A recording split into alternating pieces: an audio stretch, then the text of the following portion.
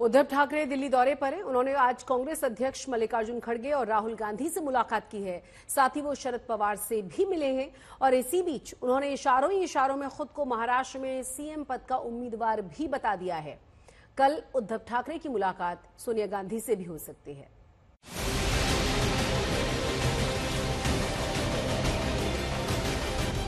उद्धव ठाकरे दिल्ली में हैं और बैठक पर बैठक कर रहे हैं। कांग्रेस अध्यक्ष मल्लिकार्जुन खड़गे से मिले, राहुल गांधी से भी मिले। उनकी मुलाकात महाराष्ट्र की सियासत के चाणक्य शरद पवार से भी हुई। आम आदमी पार्टी के संजय सिंह से भी मिले, टीएमसी के डेरेक ओब्रायन से भी मिले। उद्धव ठाकरे समाजवादी पार्टी के अखिलेश यादव से भी मिले। अब आप पूछेंगे कि मुलाकात हुई तो क्या बात हुई? मैं लोकसभा चुनाव के बाद दिल्ली में आया हूं और चुनाव के बाद इंडिया आघाड़ी की मीटिंग हुई नहीं है, तो मैंने सोचा सदन चल रहा है, सत्र शुरू है, तो हो सके तो सारे लोगों के साथ मिले, बात करें, आगे कैसे जाना चाहिए, इसके ऊपर एक विचार विमर्श होने की जरूरत थी और मैं जितने लोगों को मिल सकता हूं कल तक मिलूंगा। उद्धव से ये सवाल भी हुए कि उनकी मुलाकातों का कनेक्शन महाराष्ट्र चुनाव से तो नहीं। वैसे तो हम एक दूसरे के संपर्क में है, जैसे पवार साहब हो, कांग्रेस के लोग हैं, अन्य सारे लोग हैं, हम एक दूसरे के संपर्क में है, लेकिन वो फोन पर है। पवार साहब और खैर तो हम महाराष्ट्र के लोग तो मिलते जुलते रहते हैं, लेकिन यहाँ अभी अखिलेश आए हैं, राहुल जी हैं, बाकी हमारे अन्य पार्टी के नेता है, ममता दीदी तो बीच में घर ही आई थी, तो हम एक दूसरे के संपर्क में है, जरूर है, लेकिन एक बैठकर जो बात होती है, और जरूरी नहीं कि हर समय पर राजनीति की बात करें, कुछ अपनी बात। उधर जब कांग्रेस के नेता से पूछा गया कि उद्धव की मुलाकातों का मकसद क्या है, क्या बात हो रही है, तो वही जवाब मिला, कर्टसी कॉल है भैया। कर्टसी मीटिंग, उद्धव जी इधर था 3 दिन के लिए, वो कर्टसी मीटिंग था। महाराष्ट्र चुनाव को लेकर कुछ चर्चा? नो चर्चा नहीं, पॉलिटिकल चर्चा नहीं, कर्टसी मीटिंग। न उद्धव बताना चाहते हैं और न ही कांग्रेस के कोई नेता की मुलाकात क्यों हो रही है, लेकिन ये भी हकीकत है कि सियासी मुलाकातें बिना मकसद के नहीं होती। सूत्रों की माने तो उद्धव के दिल्ली दौरे का मकसद महाराष्ट्र विधानसभा चुनाव में सीट शेयरिंग की चर्चा को रफ्तार देना है, साथ ही मुख्यमंत्री के चेहरे पर चर्चा करना भी है। इशारों में उद्धव ने खुद को मुख्यमंत्री का उम्मीदवार तो बताने में परहेज नहीं। पहले मुझे बताइए कि शानदार काम किया है, किसने कहा? कई आपके साथियों ने कई बार। तो उन्हीं को पूछो, क्या मैं दोबारा उनको चाहिए या नहीं चाहिए? आपकी इच्छा रहेगी? नहीं, जब मैं मुख्यमंत्री बना तो मेरे सपने में भी नहीं था मैं कभी मुख्यमंत्री बनूं, ना कभी बनना चाहता था, लेकिन जिम्मेदारी से भागने वाला मैं नहीं हूं और इसलिए जिम्मेदारी आई, मैंने मेरी ओर से निभाने की कोशिश की। अगर मेरे साथी कहते कि उन्होंने शानदार काम किया है तो उन्हीं को पूछो। जो मेरे साथी थे जब मैं मुख्यमंत्री था, उनका कहना है मैंने शानदार काम किया था, तो उनको पूछो। और चेहरा होना चाहिए तो सब साथ में मिलकर चेहरा बनाओ, मुझे कोई आपत्ति नहीं। इस बीच बीजेपी उद्धव ठाकरे के दिल्ली दौरे पर तंज कस रही है, कह रही है कि उद्धव कांग्रेस के नेताओं को इस बात के लिए मनाने गए हैं कि उन्हें सीएम उम्मीदवार बनाया जाए। अब हमारा सवाल है, उद्धव जी, आप दिल्ली के कांग्रेस वासियों के बर्तन मांजने गए क्या? आप वहां पर कांग्रेस वासियों के बर्तन मांज रहे क्या? 3 दिन का आपके प्रोग्राम में महाराष्ट्र का हित का काम क्या है? अतिवृष्टि पर महाराष्ट्र की सरकार काम कर रही है, लेकिन क्या आप किसानों के लिए कुछ बात वहां कर रहे हैं क्या दिल्ली में? नहीं, आप गए कटोरा लेके मुझे मुख्यमंत्री बनाओ और स्वार्थ की भावना से पीड़ित होकर उद्धव जी आज कांग्रेस वासियों के सामने झुक रहे हैं, ये महाराष्ट्र देख रहा है। उधर कांग्रेस ने मुख्यमंत्री की उम्मीदवारी को लेकर चुप्पी साध रखी है। देखो, हमारी अलायंस में पवार साहब भी है, पवार साहब का भी स्टेटमेंट है इसमें कि ऑलरेडी महाविकास आघाड़ी करके हम लोगों के सामने जाएंगे और फिर वो हमारे विधायक दल में जिसका नाम आएगा उसके आधार पर वो सीएम बनेगा। तो इसलिए हमारे में कोई बहुत रस्सी खींचे ऐसा नहीं है। महाराष्ट्र विधानसभा चुनाव के लिए महाविकास आघाड़ी ने अपनी तैयारी तेज कर दी है। उद्धव दिल्ली में है और कांग्रेस ने तय किया है कि 12 अगस्त से उम्मीदवारों के नाम तय करने के लिए सर्वे किए जाएंगे। 12 तारीख से 12 अगस्त से हमारी उम्मीदवारों की जो एप्लीकेशन जिन लोगों ने किया उनका सर्वे शुरू होने वाला है। उस सर्वे के आधार पर कांग्रेस पार्टी टिकट देगी। विधानसभा चुनाव को लेकर महाराष्ट्र की सियासत लगातार रफ्तार पकड़ रही है।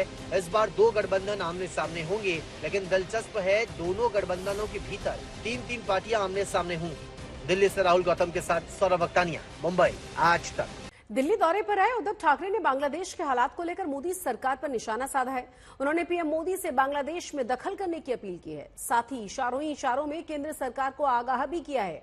उद्धव ठाकरे ने कहा है कि सबसे बड़ी अदालत है जनता की अदालत।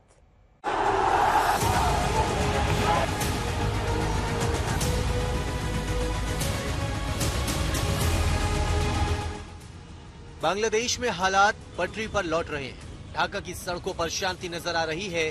गुरुवार को रात 8 बजे नोबेल पुरस्कार विजेता मोहम्मद यूनुस अंतरिम सरकार के अगुवा के तौर पर शपथ लेंगे।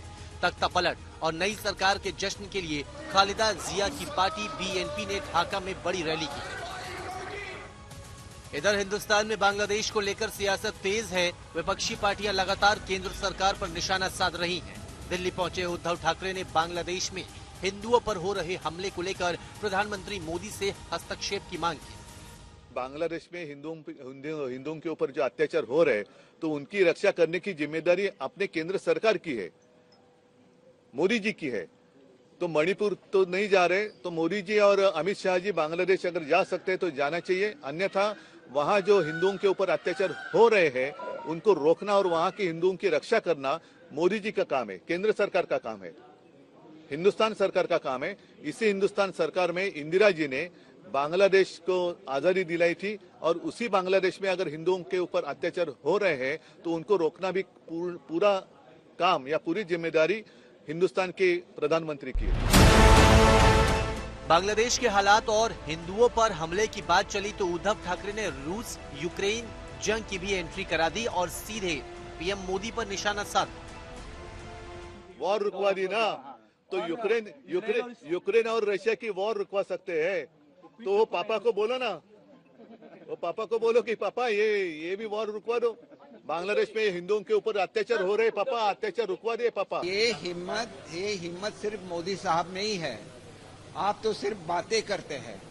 जब यूक्रेन का युद्ध चल रहा था, हमारे बहुत सारे स्टूडेंट वहाँ पे फंसे थे, तो सिर्फ इंडिया के लिए कुछ देर के लिए वहाँ पे शांति की गई, एक पैसेज बनाया गया और उनको सुखरूप भारत में लाया गया। एक इंसिडेंस ने ऐसे में 10 इंसिडेंट्स आपको बोल सकता हूँ। जो लोग बातें करते वो लोग बातें करते, कभी काम नहीं कर सकते। 2.5 साल सत्ता में दे लोगों के लिए क्या किया, उसका जवाब देना चाहिए। बात और आगे बढ़ी तो उद्धव ठाकरे ने बांग्लादेश को लेकर बीजेपी को इशारों में नसीहत भी दे दी। अगर बांग्लादेश में बात हुई है, हमारे पड़ोसी है, पाकिस्तान जिस हालत में हम तो देख ही रहे हैं। लंका में क्या हुआ, इजराइल में क्या हुआ, इजराइल में क्या हो रहा है, अन्य सारे देशों में क्या हो सकता है। तो ये तो कहीं भी कभी भी हो सकता है। और इसलिए मैं कहता हूं कि जो भी सत्ता में बैठे लोग हैं उन्होंने इस मर्यादा का हमेशा ख्याल रखना चाहिए कि जनता सर्वोच्च होती है और जनता का न्यायालय सर्वोच्च होता है, तो उनका फैसला बहुत ही गंभीर होता है। कि कुछ लोग हर क्राइसिस में कम्युनल क्रिमिनल कॉन्स्पिरेसी के कंपटीशन और कारीगर बन जाते हैं। तो जो लोग इस तरह के क्राइसिस में कम्युनल क्रिमिनल कॉन्स्पिरेसी के कंपटीशन में लग जाते हैं, उनको एक बात समझना चाहिए कि संकट में आप कंटक बनने की कोशिश मत करो, आपदा में अपना पॉलिटिकल अवसर मत ढूंढो। आज जो है वो इस बारे में देश बिल्कुल सही रास्ते पे सही दिशा में जा रहा है। कल जो एक्सटर्नल अफेयर मिनिस्टर है उन्होंने पार्लियामेंट में जो है वो सरकार जिस दिशा में काम कर रही है उसके बारे में बताया। सिर्फ उद्धव ठाकरे ही नहीं, महाराष्ट्र में कांग्रेस के अध्यक्ष नाना पटोले भी केंद्र सरकार से बांग्लादेश के हालात पर दखल देने की मांग कर रही हैं। सर्वदलीय मीटिंग हुई, हमें उम्मीद थी कि प्रधानमंत्री जी इस पर बात करेंगे, मीटिंग में रहेंगे। अपोजिशन लीडर करके हमारे नेता राहुल जी वहां पहुंचे, उनने पूछा विदेश मंत्री को कि भाई ये कोई देश की ये चाल है क्या, किसी का हाथ है क्या, कोई दूसरे देशों का। तो वो राहुल जी ने क्वेश्चंस किया। तो मूल सब्जेक्ट है कि इस बात की क्लियरिटी होना चाहिए, क्योंकि हमारा देश दुनिया का सबसे बड़ा लोकतांत्रिक देश है।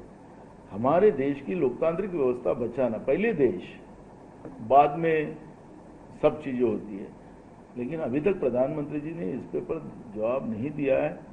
ये हमारे लिए सबसे तकलीफ की बात है। बांग्लादेश हमारा पड़ोसी मुल्क है, इसमें कोई शक नहीं कि वहाँ के हालात का असर हिंदुस्तान पर होगा, लेकिन वहाँ के हालात को लेकर खींचतान वाली सियासत हैरान कर रही है। दिल्ली से राहुल गौतम के साथ मुस्तफा शेख, मुंबई, आज तक।